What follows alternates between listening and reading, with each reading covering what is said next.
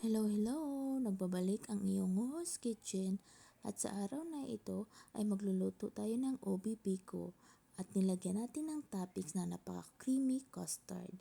Kung gusto nyo malaman kung paano ko ito niluto, please panoorin yung video ko hanggang sa dulo. At kung pwede guys, paki-share sa aking video at paki-subscribe na rin.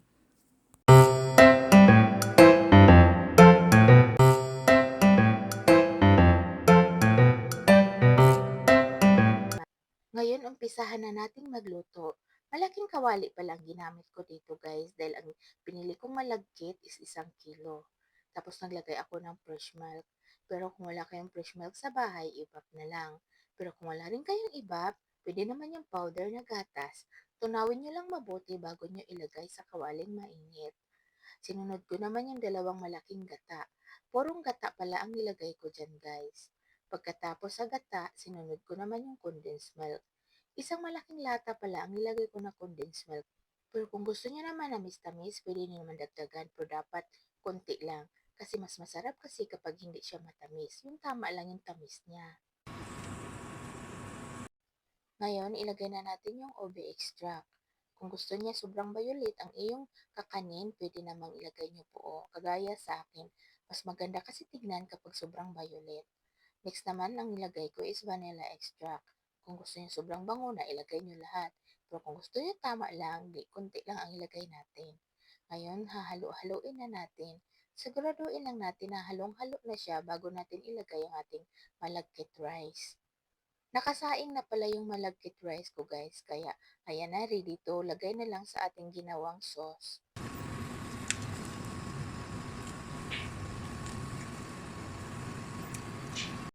Kapag nalagay na lahat ng malagkit rice, halo-haloin lang natin siyang mabuti.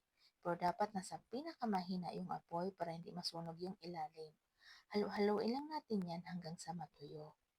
Kapag ito na itsura ng inyong malagkit guys, palamigin lang natin yan. Kapag lumamig na, saka natin i-transfer sa isang lagayan.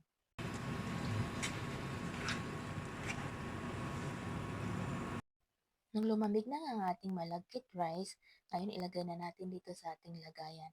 Huwag punuin guys, dapat dahan-dahan lang sa paglagay at saka dapat tama lang sa puno dahil may ilalagay pa tayo dyan.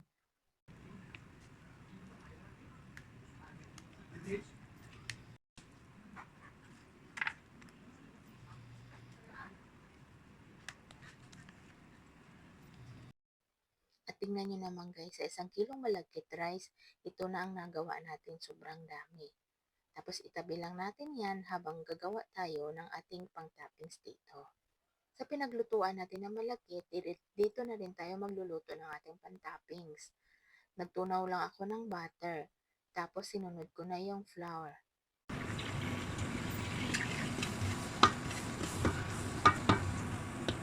Ngayon, maglagay tayo ng fresh milk. Ganun pa rin guys, kung wala kayong fresh milk, pwede ibap. Kung walang iba, pwede magtunaw na lang kayong powder na gatas. Dapat nasa pinakamahinang apoy lang ang ilagay natin para hindi masunog yung ilalim. Tapos mix lang natin yan. Kapag natunaw na mabuti yung flour, saka natin ilagay ang ating ibang ingredients.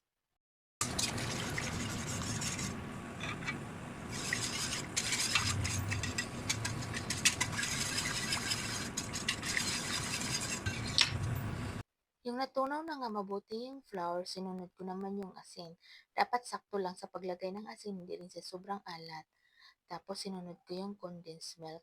Kalahating lata lang pala ang nilagay ko sa ating condensed milk para hindi siya ganun katamis dahil yung ating malagkit rice is matamis na yun. Ngayon sinunod ko naman yung parmesan cheese. Mas maraming parmesan cheese guys, mas masarap, mas creamy ang ating topping sa ating malagkit rice. Sunod ko naman is yung cheddar cheese. Kung wala kayong cheddar cheese, pwede naman melted cheese. Pero kayong melted cheese, kahit anong cheese na meron kayo sa bahay.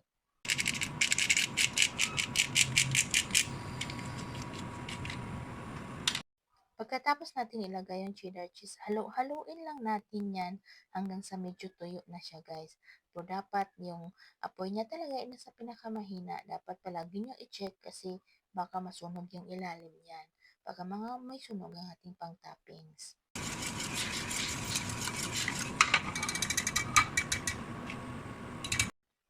Yung maluto na nga yung ating ginawang white sauce, ngayon ilagay na naman natin siya sa ating ginawang malagkit rice na merong ube extract.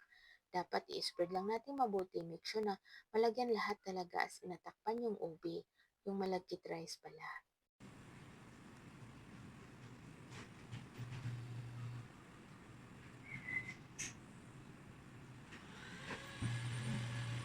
Ang sunod naman natin gagawin guys, lagyan lang natin siya ng melted cheese.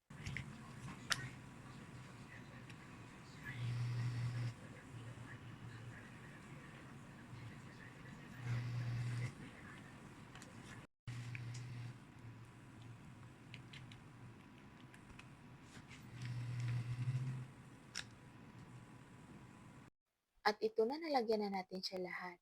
Ang sunod naman natin gagawin, i-bake lang natin ng 3 minutes at nasa 800 lang ang init niya. Pero kung gusto niyo na medyo maitim-itim ang iyong binake na malagkit na may ube, pwede rin naman nasa 5 minutes. At ito na nga guys, ang ating malagkit rice with ube at merong napakasarap na toppings. Thank you for watching guys. Thank you sa walang sawang panonood sa aking video. At sana nag-enjoy kayo habang pinapanood yung video ko guys. Thank you sa support ang binibigay nyo sa akin guys. Thank you and God bless sa ating lahat. Bye-bye!